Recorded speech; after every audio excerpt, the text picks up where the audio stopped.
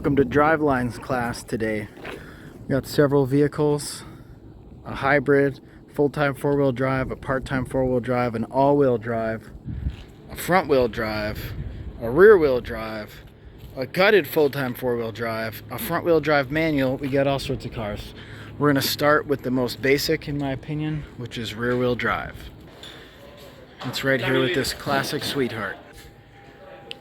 So this is a rear-wheel drive with a front-mounted engine. Right here you see the crankshaft going right through this engine to boom, big silver thing, rear-wheel drive transmission. And then you can see coming out the back this drive shaft. So this drive shaft goes into this differential, or we may call the rear axle housing. It's going to drive the pinion. The pinion is going to drive the ring gear. The ring gear is going to drive the axles and transfer power. So that's the most simple design. So you can see up here, you follow the drive shaft right up to the back of that transmission right there. I could show you what that looks like off the car. Alright, so this is actually the exact replica of that transmission. So this is an automatic. The power will come through here, depending on what gear ratio it's in, etc. And it'll basically come right out to this output shaft. This output shaft is going to be spinning, and this was that yoke we saw on that rear-wheel drive vehicle. I'll slide the yoke off. So this is your transmission output shaft. This is a slip yoke, meaning it actually slides up and it can basically get longer and shorter as needed as the suspension flexes. So the power will transfer right into this slip yoke. This is a universal joint right here. So that universal joint, which we'll look at this one now, it's kind of like a swivel. It can flex, and that's going to begin turning this drive shaft. This drive shaft is slightly different. This one, you'll notice, has an end on it that's more like a flange. They call it companion flange, whereas this one's a slip yoke, so they're a little bit different design. This drive shaft actually has its own slip yoke built in. So if you see it real close right here, I can get it longer and shorter. So this would be more like a drive shaft you'd find on a four-wheel drive. That's why it has a grease fitting. Power leaves, goes down the drive shaft. It'll ultimately connect to a pinion right here. And if this pinion spins, it's going to spin this ring gear. So as you can kind of see in orientation, the pinion will spin. That'll spin the ring gear. If you look right from behind me right here, as I spin this drive shaft, this will turn the differential. Now it gets a little bit more complicated because the differential has, well, a differential. So these side gears and pinion gears can turn to, let's say, equalize a speed difference between the left wheel and the right wheel. But essentially, that's the power flow out of the transmission on a rear-wheel drive. So that would be like this Tacoma. That's just a straight-up rear-wheel drive. All right, here's a front-wheel drive. It happens to be apart conveniently. So in the front-wheel drive, engine and transmission are sideways. Here's your engine right there, as oily as it is. You can just see the crankshaft up there. That's gonna turn, go through here, transfer to this crusty piece, which is the transaxle. Now this is a transmission and an axle, because that's the transmission, and then it sends power back to this rear part, which becomes the differential, and you'll see that CV axle, and you'll see this CV axle, which happens to be popped apart. Which, the reason that this is pretty convenient right now is because you can see the power flow a little better.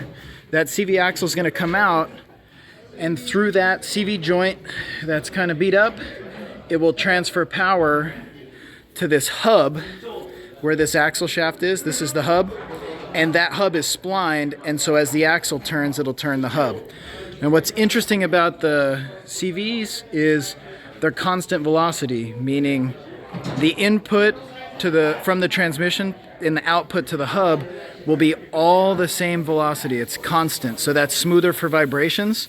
If you look at that, depending on where the suspension is, like you see this wheel, as that goes up and down, this axle is going to have to flex, and it's a little bit complex to explain, but even with all the flexing, because the design of this joint, it'll keep the speed the same, and that's not the case with a differential, with a with a rear wheel drive using U-joints would be a big problem here, especially as we turn this wheel. That would make this joint more of a steep angle and this inner joint would be pretty straight. That would give us a vibration if it were not a CV axle. So we'll go take one more look at those regular U-joint drive shafts. So the saying about U-joints is, let's say this drive shaft was at this angle right here. Can't quite do that. This angle, let's say that was like a 20 degree. This angle would need to be a 20 degree, and this one would need to be equal but opposite 20 degrees, or it'll vibrate. So with a drive shaft, we've always got to be really conscious of where the output of the transmission is in relation to the differential. That's why when you get into some really big lift kits, it'll actually induce a vibration in the drive shaft. So you could look up Hooke's joint theory if you really want to understand it, but basically these are not constant velocity type joints.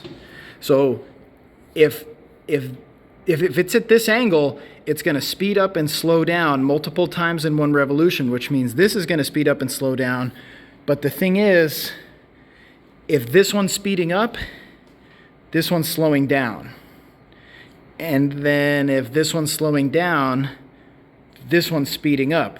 So they have to cancel each other out all the time, and that's why they need to be equal but opposite angles. That won't work on a front-wheel drive because the front-wheel drive suspension's all over the place and steering. So that's why we use CV joints specifically. Now let's move on to the front-wheel drive layout. All right, so here's your front-wheel drive engine. As you can see, the two of them are kind of sideways in the car. So this would be the front of your car, like we saw in that Corolla over there. This is the crankshaft that's turning. Now, let's back this up a little bit. Take this car apart. The crankshaft is turning either a flywheel or a flex plate. And I can show you a quick difference between the two. If you look right here, this is a flex plate. The crankshaft is going to spin this flex plate. This flex plate, because it's bolted right here, that'd be bolted right to the crankshaft. This flex plate is going to turn the torque converter. The torque converter is going to do its thing, which is a little bit complex. After that, behind this torque converter is the front transmission pump, and this is the stator support, but you'll notice there's no input shaft. The input shaft's right here, and this is going to spin transmission components. It looks like this. I'll show you how that looks. Look right here. So now that that's understood, as we're turning this input shaft via the torque converter, that's going to go through this transmission and make its various gear ratios, kind of like what we showed you on that rear wheel drive. And this is an automatic. And then from there, it's going to go more in the back of the transmission. And so if you look right over here, here's your differential. So power is going to come over this differential. From the differential, it's going to go to an axle. So I'm going to spin this over here. This axle would engage right here, and as the differential spins, the axle spins. And then we'd have a hub right here like what we saw on that Corolla over there. So, and then we'd have a short one on that side. So that's basically the power flow. Now what that looks like taken apart is actually here. Now that was an automatic, this is a manual. On this manual, we're going to have power come in, and it's going to spin this input shaft. And then there's going to be an output shaft, which can go by several different names. Sometimes they'll call this the output shaft or the counter shaft, because if this spins clockwise, the counter shaft would logically spin counterclockwise. But basically, the input shaft will be spinning the counter shaft or the output shaft. Depending on what gear we select, it'll give it a different gear ratio, whether underdrive, direct drive, or overdrive. From there, it's going to actually turn, the output shaft is going to turn this differential. So this is your ring gear. Sometimes this gear down here, let me pull a little bit more further apart than that. Sometimes in our output shaft, this gear right here is gonna basically mate up with our ring gear. Sometimes they'll call this the final drive, because this is the final drive ratio. The output shaft to the ring gear is the final drive. So that's essentially how that goes through. Now we can take a little bit more of a look at how the power enters this in a manual. We're going to have to come back over here real quick. So take a look at this. We've got our flywheel, not a flex plate, it's different. And that's going to be driving our pressure plate, but we also have a clutch disc, and this is where it gets a little bit complicated. This clutch disc is splined, and I can show you that's what's going to actually turn this assembly right here. So when we want to turn this, we would use the clutch to turn this input shaft. Now if I flip it back up, now you guys can see that's the input shaft we're turning. That would turn the output shaft, and that would turn the ring gear. Sometimes they'll put a little bit more practically. I can show you what that looks like. If you look right here, jumped kind of to rear wheel drive, but this would be that flywheel. The flywheel is bolted to the crankshaft. This flywheel spinning, if your foot's off the clutch pedal, this clutch disc is going to be engaged, and that's going to actually make the input shaft turn. Alright, so it's a little tough to show, but your flywheel would be spinning right here. I want to point something out to you. See this bearing right here? That's your pilot bearing, they'll call that. So when this flywheel's up here, that input shaft would actually land right in that pilot bearing, and this is going to be turning with the force of the engine. Now you'll notice the clutch disc is going to be kind of able to touch that flywheel, but there's a detail that I need to show you. First, we would need a pressure plate in here. And then that pressure plate, and it's actually not the correct pressure plate for that clutch, but it's a pressure plate. This is your whole clutch assembly. When your clutch is bolted together, your clutch disc is squeezed really firm. So if your foot's off the pedal, your clutch is naturally engaged. The whole thing will turn as an assembly. But if you push your foot down, that's actually going to push in the center of these springs, which is going to pull this pressure plate back a little bit, kind of like that. Now your flywheel can turn, but look, your clutch disc is not engaged anymore. So while your foot's down, your flywheel is spinning. And I want to point something out. Come look at the front of this. While your foot's down, you see that pilot bearing? It's working. Because the center of it has to stop and the outside of it spins because it's spinning with engine RPM. So while your foot's down on the pedal, you have your engine spinning and you have your input shaft stopped. That's when this bearing has to work. If that bearing's bad, that's when you would get a pilot bearing noise. Comprende? So we pull this away. Take a look right here. This is our clutch release cylinder. We may call the slave cylinder. It's politically incorrect, but that was its name. You step on the pedal pushes fluid. Fluid pushes this piston out. This piston is going to push on this fork. This fork is going to actually push in. Let me show you why that's important. I'm going to take this clutch disc out one more time. You know what, I can probably leave it in. Just visualize this fork would be resting down here. When you push on the pedal, this fork is going to push its way in. When that pushes on this pressure plate, something very interesting happens. You push on this part of the pressure plate, it's got a teeter-totter like an anchor point. If you push in here, it actually drops this friction surface out. So as you push in, it actually releases the clutch. So it's a little bit opposite of what you think, right? So again, you push the pedal, this pushes in, and it lets that clutch disc slip, which means this whole assembly's turning because it's bolted to the flywheel, but when you push the pedal in, the clutch disc stops. When the clutch disc stops, the input shaft stops. When you slowly let the clutch pedal out, the clutch disc will start to grab that friction surface, right? You're letting the pedal out, and this clutch is sliding in and grabbing, and it's starting to turn. So another thing to consider is if your foot is on the clutch pedal, this stops. When you let your foot off the clutch pedal, the input shaft starts to spin. If you have a noise, only when your clutch is engaged, which means your foot's coming off, we could be looking at this front input shaft bearing because it only spins when your foot's coming off the pedal or all the way off. You put your foot down, this stops. So if the noise goes away at that time, it can't be that bearing. But this is another very common bearing problem. This is your release bearing. To me, this is the #1 failure. The reason for that is, look, this bearing's in a transmission housing. It's bathed in oil. It spends its whole life in gear oil, assuming your fluid's not low. This bearing out here, it's out here in the bell housing. It's exposed to dust and warm and cold and air, and especially because we have that clutch disc here, the clutch dust from the disc is going to get in this bearing more than likely.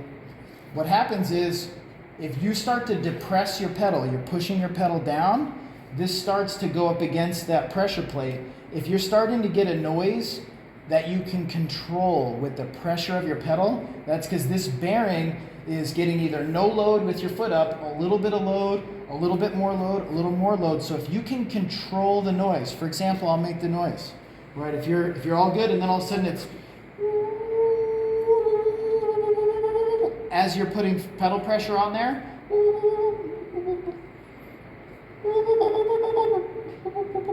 if you can change the noise with your pedal, you like those noises, huh? That was good. Yeah, that was good. You want to make different ones? You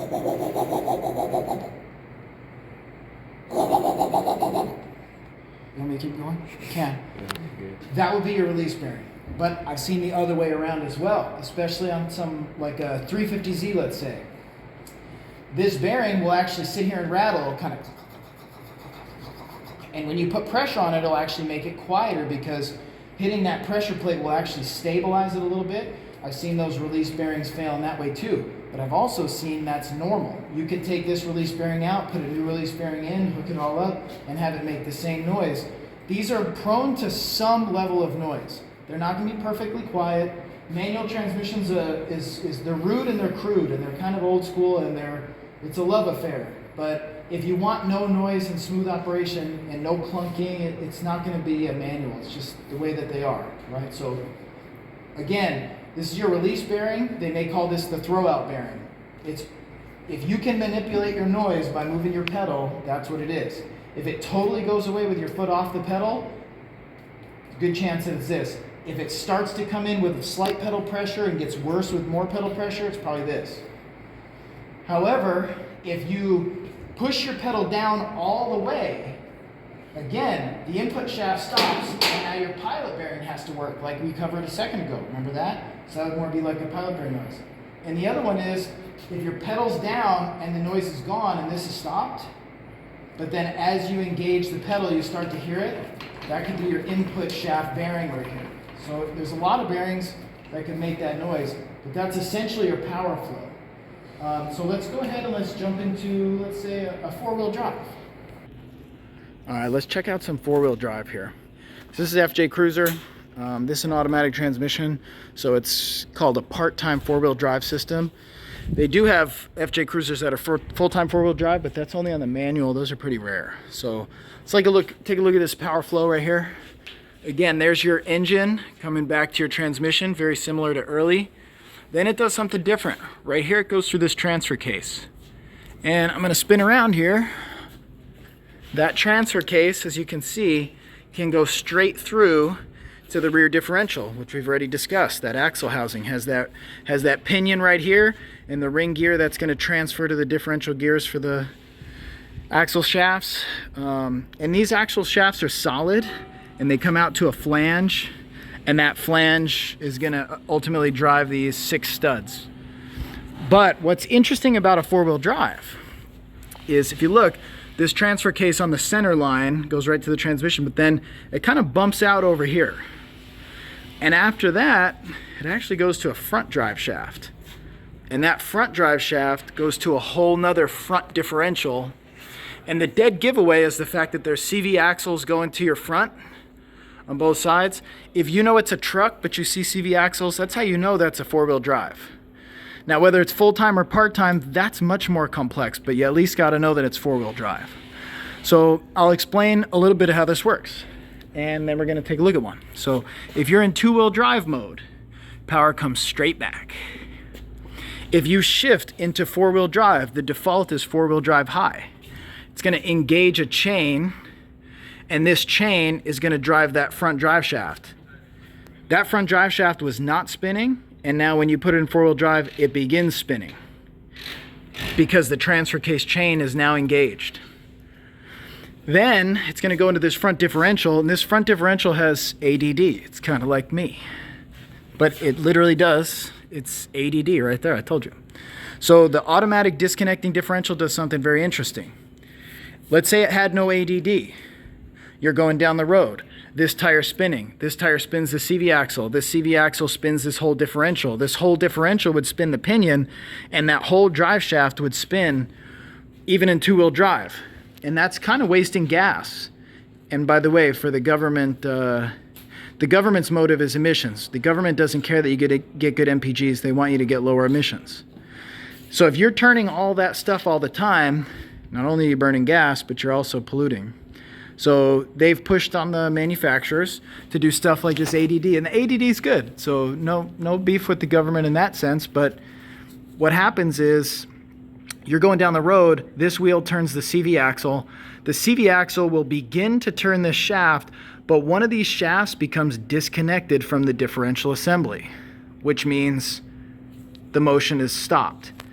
In transmissions, it's always the path of least resistance. So all the torque, if there's an open, it just ceases. So this axle will just spin, and it'll go to the gap where it's open, and that's it. This axle will just spin. And this one will just spin. But nothing will actually drive the drive shaft. So you only have half the components turning. Until when you shift it in four-wheel drive, something else has to happen. Not only do you engage that transfer case chain, but this ADD actuator right here, that one I showed you right there, that has to move a little sleeve over and actually engage the diff. At that point, your drive shaft will actually connect through this axle, and if this axle is connected, it will power both in a sense. The weird thing about it is because there's an open right there when that ADD is not engaged, and you put it in four-wheel drive, let's say that ADD is defective or something, that transfer case would turn the drive shaft. The drive shaft would spin the pinion would spin the ring gear, but then all the torque would go the path of least resistance, and it would just spin right here at that gap, in that opening. And that's it. You get no power. You could put it on the lift and put it in four-wheel drive. This front drive shaft will spin. These wheels will do nothing. I can guarantee it 100%. So if you happen to be troubleshooting a system like this, you have to see, when you put in four-wheel drive, does the front drive shaft spin? If it does, then your transfer case is working. But if the front axles don't spin, you got an issue with your ADD. Whereas if it was the other way around, let's say your ADD locked, but your transfer case never shifted in a four-wheel drive, you'd never even have any front drive shaft spinning. They can be a little bit tricky, and this would all be while it's up on the lift from that perspective. So let's say that for whatever reason you were stuck or you wanted to tow, you could also shift this into four-wheel low. So if we look here, this chain would already be engaged. So if you have a noise only when you're in four high and four low, that'd more be a chain. But when we shift it into four high and the chain is spinning, we can also shift it into four low, which will utilize a planetary gear set right here, and it'll reduce your speed and increase your torque. So let's just say this one's a 3-to-1. You would get, your engine RPM would be 3 times as high for your miles per hour. Or another way to look at it would be, you basically triple your torque coming out both directions, but it would be at the expense of you'd only have 1/3 of the speed. So you only do four-wheel drive low if you need added torque. If you're looking to drive on a road at 30, do not even think about four-wheel drive low.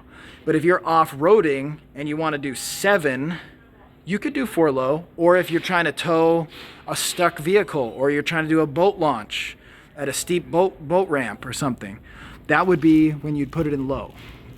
Now we can see what that looks like on the bench right now.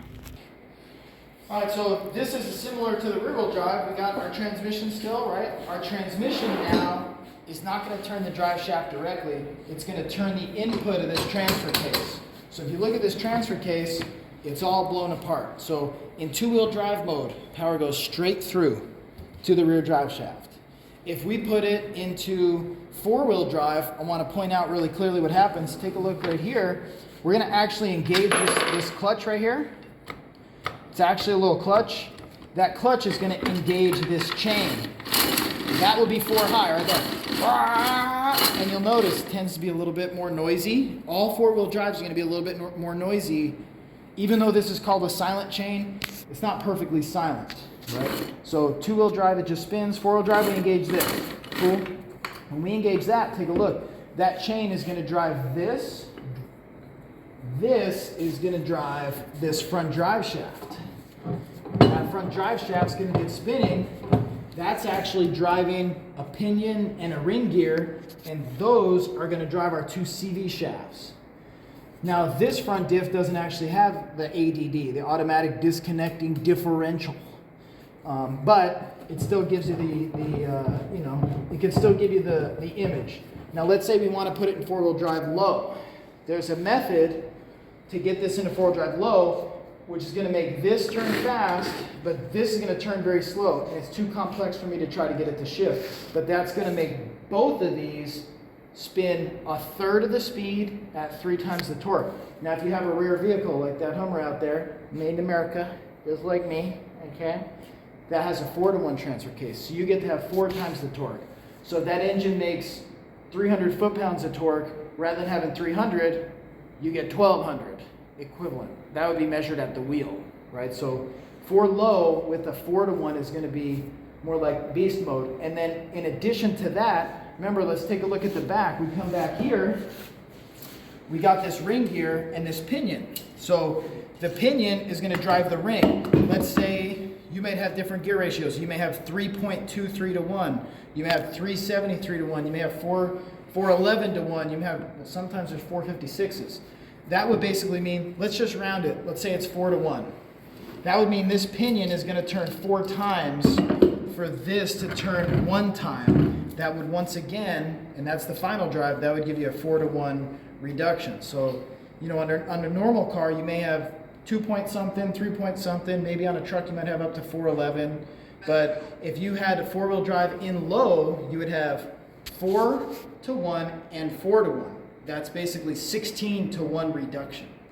That's not even including first gear in the transmission. So if you had 4-to-1, 4-to-1, 4-to-1, you can very quickly get up to 36, 64, 80 something to 1 and make a ton of torque in these 4-wheel drives. So they can be pretty good for work.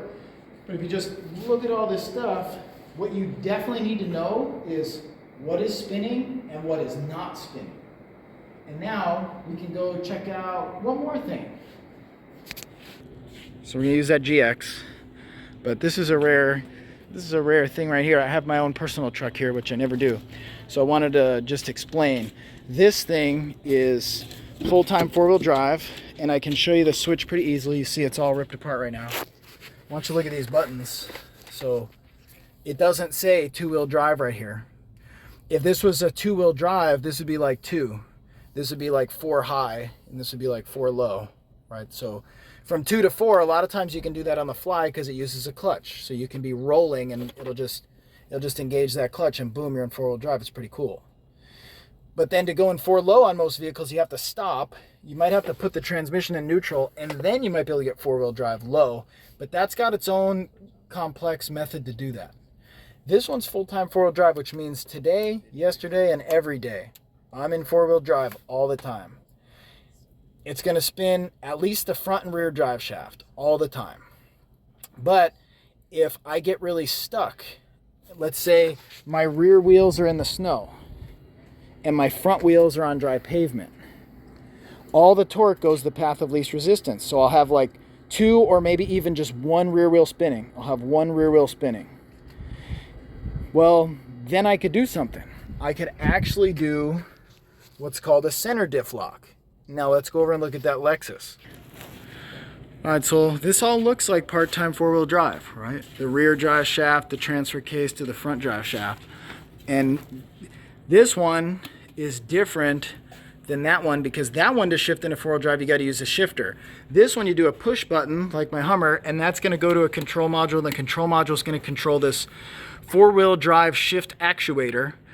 And that's just basically going to engage that clutch or move the shaft and engage or disengage. But what's a little different about this one that I haven't told you is this one's actually going to be full-time four-wheel drive. I'll show you. All right, so we just started it, put it in drive. We didn't put it in four-wheel drive, we just drive. All right, let off the brakes. So there you go. You see they're turning, but you'll notice this one's a little slow. I can do something kind of interesting. I can stop it. And all the torque will go back there.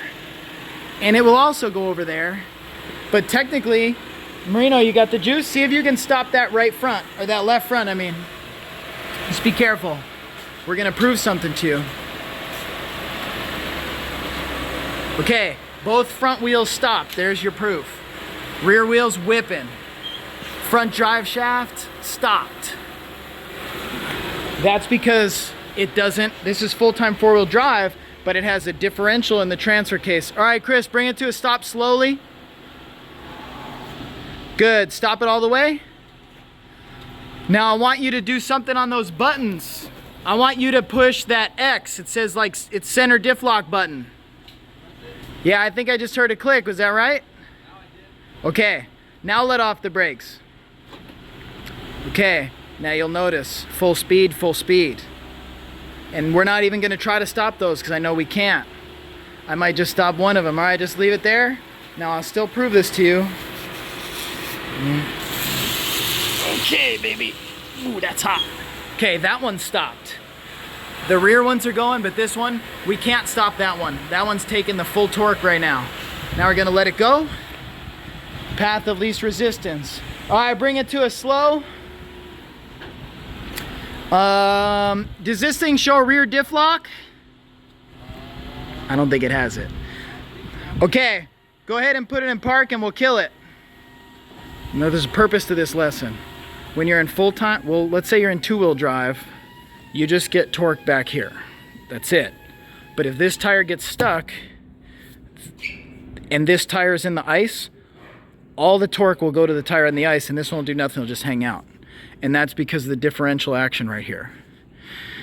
This one is kind of cool because this one actually has a rear locker. This is a TRD option. It's a locking differential. So if we engage that locking diff, both of these will drive solid. If you were stuck, remember how this one is in the ice, if you're stuck and you diff lock it, this one will spin, but this one will also spin. And remember, this one's on drive pavement, so it'll claw you out. So the diff locks are cool. But let's say that you put this part-time in four-wheel drive, there is no center differential right here. So guaranteed, this will spin 100% and this will spin 100%. So you can't drive this on drive pavement. If you drive this on drive pavement, your front wheels have to turn a different speed than your rear wheels. It's gonna really bind up, and it's called gear wind up, and it's gonna put a lot of strain on that chain, on that transfer case. So if we were to go and take this right here and do a tight circle, you're gonna hear it bucking and chirping tires and stuff because the rear wheels actually have to turn a little slower because they cut the turn sharp, right? And the front wheels are gonna go a little wide and they have to go a little bit faster, which means this drive shaft would have to spin a little fast. And this one will have to spin a little slow. And there's no differential in here, so you can't do that. You could do it, but you're gonna break something. Now, if you're on the dirt or the snow or the ice, this one will turn a little fast and this one will turn a little slow, and this one will turn a little fast because it'll spin a little bit. It'll actually lose traction on the tires, and so it won't put a lot of stress right here. But let's say you're on this full-time four-wheel drive. This has a center differential. So you could be dry pavement, and if your front tires have to go a little fast, they can do that because, and this one can go a little slow because there's actually another differential in here, and those spider gears can walk and make up a speed difference. That's what we had at first. That's why we were able to stop both two tires, because we basically made all the torque go to the rear because the path of least resistance. We gave more resistance on these two, it sent all the torque all the way back there, even though it was in four-wheel drive. You can't do that on the FJ.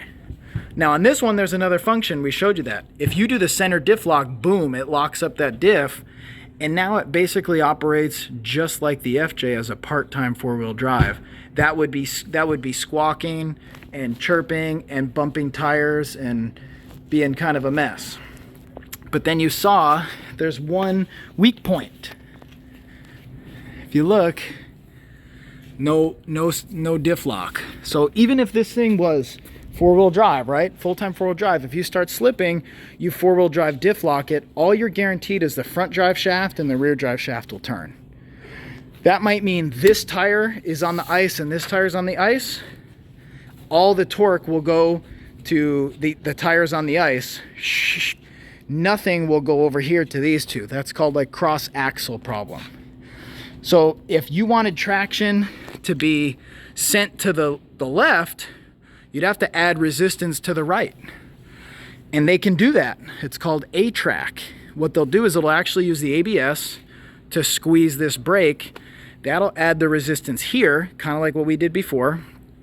If we add resistance here, that'll make this one turn, and this one's hopefully in a better traction situation, and it'll probably get you out. But it's not quite the same as being a full locker, like what the FJ has, but it's definitely way better than having nothing. So it's a good design.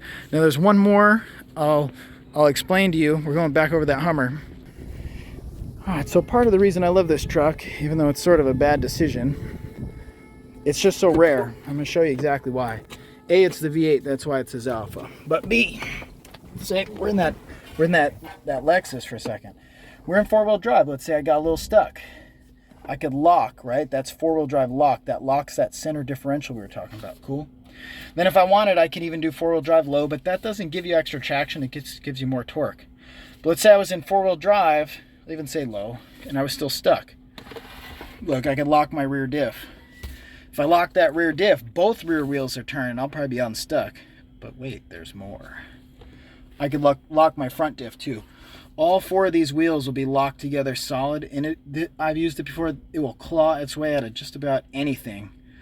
Given it's totally squirrely, the steering wheel doesn't want to go anywhere other than straight. If you're turned to the left, it'll just about rip it out of your hands. But that's actually a real big part of why I won't get rid of this truck, because it's very rare, and that's full-time four-wheel drive with front and rear diff locks. The only time you really see that is like some of the older Raptors. I think actually the older Raptors only had a rear.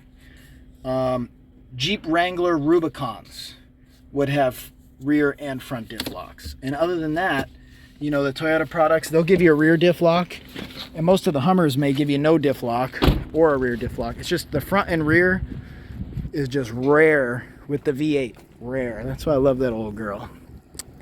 Now our next stop is going to be something slightly different. It's going to be actually this Subaru. So I consider that full-time four-wheel drive, and the reason I do is because it's got a transmission and a transfer case. So it's primarily rear-wheel drive with an added front. On this Subaru, I consider it all-wheel drive. What's the difference? Well, I'll give you my opinion, but it's not a matter of fact. Nobody can give you the matter of fact because the manufacturers decide, and the manufacturers are not consistent. We've got the rear-wheel drive in a way, right? Here's your rear drive shaft. But coming right out of the transaxle, we've got front-wheel drive. So it's all-wheel drive. The reason I consider it all-wheel drive, and Subaru is kind of unique, anything that has CV axles coming directly out of a transaxle, to me, is an all-wheel drive. It looks like an all-wheel drive. It doesn't have a transfer case back here, right? So to me, I'd say all-wheel drive. Sometimes it's a marketing decision. So for example, that thing's all-wheel drive because it's four-wheel drive all the time. But a customer wants that to be four-wheel drive. A customer does not want this to be four-wheel drive. So they're going to call this all-wheel drive because it's a Subaru. It's all-wheel drive. Whereas a Lexus is full-time four-wheel drive. Whereas, let's say, an FJ is part-time four-wheel drive. If it's a car, they're generally going to consider it all-wheel drive just because of the design. But there's an exception, and I don't have it here right now. It was a Lexus, what the heck was it? It was a RC350. The Lexus RC350 had a rear-wheel drive style transmission. In fact, the Lexus RC350 is basically just like this. It was a front engine, transaxle, a transmission, and a transfer case. And it was like, wow, this is a four-wheel drive, two-door, luxury-ish car. That's nuts. What's very interesting is they marketed that one as all-wheel drive, but then in service information, they called it full-time four-wheel drive. So it's very hit and miss. Some people will say, if you don't have to push a button or pull a lever and it's all-wheel drive all the time, then it's all-wheel drive. But I'm just telling you, there's exceptions. So to where it might be full-time four-wheel drive, but they might market it as all-wheel drive, like the example of that RC350. Now more about this. So if you look right here, this is your differential, but it's a little bit more than that. And then coming back here drives the rear drive shaft, but again, it's a little bit more than that. In here, there are clutches. We may call it a viscous coupling. They may call it a couple different things, but basically it's a clutch pack. So if you're cruising, and let's just say your front tires start to slip, what'll happen is it'll actually activate clutch pack. In fact, let's do it the other way. Let's say that we're cruising, right? The front wheel drive are doing most of the work. The rear wheel drives start to slip. What will happen is it'll engage this drive shaft. The way it does it, can't even have any serious conversations around here. Who's that guy?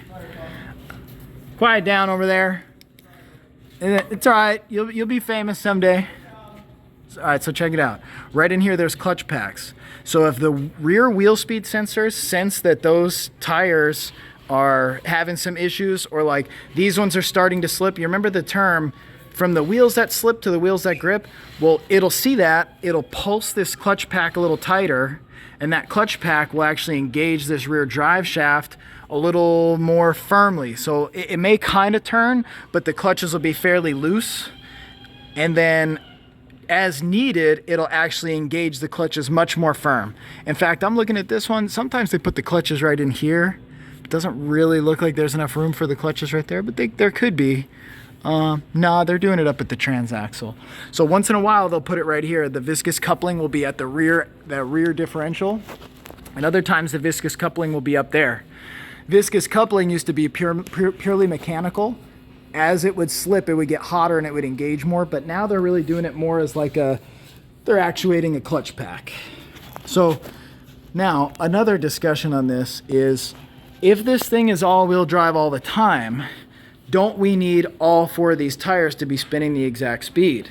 And the ideal answer is yes, but the real answer is no. Let's say you put two brand new tires on the front, and you left worn tires on the rear. First off, that's a no-no. That's opposite of what you're supposed to do. Whether front-wheel drive or rear-wheel drive, the best tires always go on the rear, per the tire manufacturer, not Grandpappy's opinion. So let's say you did that and these were worn. Technically, because these tires are smaller, they got to spin extra fast. Well, that's going to mean this drive shaft's going to spin extra fast. And that means these front ones are going to turn a little slow. So how do we make up a speed differential? Well, the problem is this isn't really made for that. You're actually going to be slipping these clutches right there. Those clutches we talked about in the viscous coupling are going to be slipping and slipping and slipping and slipping. Slipping clutches make heat. Heat causes damage and wear. So if it's a very slight difference, those clutches are known that they're going to slip a little bit. You go around a turn, right? We just talked about it on the FJ. You go around a turn, the front wheels have to go a little faster and the rear wheels have to go a little slower. The viscous coupling can handle that. The viscous coupling can't go down the freeway like we're about to leave to go to SEMA right now. The viscous coupling can't go 218 miles from Southern California to SEMA in a straight line, slipping the entire way. It's going to heat it up. It's going to probably damage the clutches. That's why, per the manufacturer, they say, oh, it's all-wheel drive. You need 4 tires, because they want them spinning all the same speed for the sake of the clutch pack and the viscous coupling. So it's kind of interesting. This car is also cool because this is the STI. It's got a button in there. You can front or rear bias the torque. So if you want to get a little sideways, you can send all the torque to the rear. You can actually hit this button and click it towards rear, and it'll actually it'll pump this clutch up a little bit more, and it'll send more torque to the rear and a little less to the front. So that's kind of a cool feature about all-wheel drive. But you'll notice there's 2 drive shafts. There's one more we got to check out. Right here, we've got a RAV4 hybrid. So it's kind of hard to see, but oh, actually they pulled the cover off for me. Good boys. Here's your engine, transaxle, CV axle, CV axle. So this car's front wheel drive, right? I would say so. Do you see a drive shaft? No, there's no drive shaft. Do you see a spot for a drive shaft? No. Sometimes they'll add a little, what they'll call a PTO takeoff transfer case right here. And that would add a rear drive shaft, like a Honda CRV, right? It'd be primarily front wheel drive, then they'll add a little transfer case and make it all wheel drive. And yet, look at this. Here's something interesting. This is sold as an all-wheel drive. There it is. Look at that. Is it false advertisement? How's it all-wheel drive if there's no drive shaft? But look at this. There's a CV axle. So how the heck does this have how does this have CV axles and a rear differential, but no drive shaft from the front to the rear? Well, this here is what we call the Bluetooth drive shaft, the Wi-Fi drive shaft. It'll use, this is called MGR, motor generator rear. Notice the orange cabling, that's high voltage. So this is a hybrid, and they'll basically use the inverter, which is up here, and the battery pack, which is commonly under the seat. That inverter being under the hood, basically those orange cables kind of are like a drive shaft, right? They're buried up in there, come all the way back. And this is those orange cables are gonna give us big 3-phase AC power. And that 3-phase AC power will drive MGR on demand as needed. So let's just do a hypothetical. You're going for a snowboarding trip. I know what happens on those. Snowboarding involves, getting in trouble. Like getting stuck, you get stuck in a snowbank. And there you go. Front 2 tires spinning in the snowbank. The rear 2 just chilling. But then you say, wait a minute, this is all-wheel drive. Well, it's way ahead of you. The second the wheel speed sensors saw those spinning 20 and these spinning 0, communicated to the ECU. In fact, it would have communicated first to the skid control ECU for the ABS. That would have went out on the CAN network. The CAN network would have displayed the wheel slip. The hybrid control module said, hey, there's wheel slip in the front. You know what that means? My inverter should send electricity back here and engage MGR, and therefore, boom, these rear wheels will crawl your way out of there. So this is all-wheel drive. It's not exactly gear to gear, and it may not have 100% torque. Like some of these have like 40 horsepower, some have 26 horsepower. But that's enough to get you unstuck. It's just, you can't do a rear-wheel drive only burnout on, let's say, a Sienna hybrid. So this is a RAV4, but a Sienna has a similar type of thing. You can't put it in like rear mode and just smoke the tires on your minivan, but at least get you unstuck. And then because this one's a hybrid, when you come into a parking lot and you're going 5 miles an hour, it'll shut the engine, transaxle, all that stuff will get shut down, and it will keep moving. And at that moment, this is a rear-wheel drive RAV4. It's essentially functioning as an EV at that point. And EVs are a whole different animal, but that covers the various driveline types. And I've come out here, and this will be our final one. So this is a Tesla. It's all electric, so that means a few things, but I want to point out it's a P85. P means performance, but there's no D. If it says D, that means dual motor, or the new ones just say dual motor. I'll explain a little bit. There is no engine in this car at all. So there's battery pack, there's a control module, and then in the back there's a motor. It sends that 3-phase AC to that motor, and that motor makes the rear wheels turn. These have a lot of horsepower though, like several hundred. So this will smoke the tires off the rear, but a lot of times the ABS sees it and kind of chills it out. So essentially this driveline is sort of cleaner in a way. It's literally just got the rear drive unit. It's extremely hard to see. They button these cars up really good, and I didn't really take the time to pull it apart, but we can at least get you to see the axles here. Barely. So yeah, you really can't see, but basically off the rear drive unit there's 2 axles. Cool. And then if, let's say you got the D model, which is the all-wheel drive, they'll just literally add another motor in the front and another 2 axles. At which point you can have your front speed and your rear speed totally independent of each other, and then you have that one control module managing power to the front and power to the rear, totally separate. Now I don't have one, but let's say it was a Rivian. The Rivian's very different. The Rivian actually has hub motors. So the Rivian has 4 motors. Motor, and 2 on the other side. Which means, like the Tesla, for example, is driving a motor which has a differential in axles. The Rivian would have no axles. Well, it may have axles, but the axles are totally independent. It's basically 4 independent motors. If the Rivian wanted, and they talked about it, they could drive the 2 right side wheels forward and the 2 left wheels reverse, and it would do what's called a tank turn. It would just turn like a tank. So there's a lot of different types of layouts, but you know, they all have their own advantages, disadvantages. So hopefully you understand all the different types now. Oh, there's a good looking unit. Surprised it's still running. The only reason this is running is because the high voltage battery is probably low. Chris, will it do hybrid mode? Does it have that button? EV mode? EV mode. Unavailable. Unavailable because the battery's dead.